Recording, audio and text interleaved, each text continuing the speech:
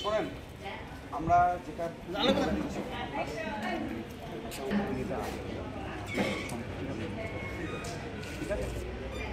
যখন এসে করলো না তখন আমি তাই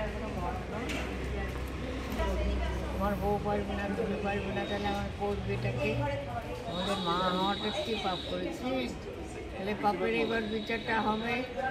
আমার কীরকম অবস্থায় ছিলাম, আর 25 বছর একার দিন না, কত একটু জায়গা দেবে, একটু দুদিন থাকতে দেবে, হবে না ভাড়া দেবে, তোমাকে কে ভাড়া দেবে?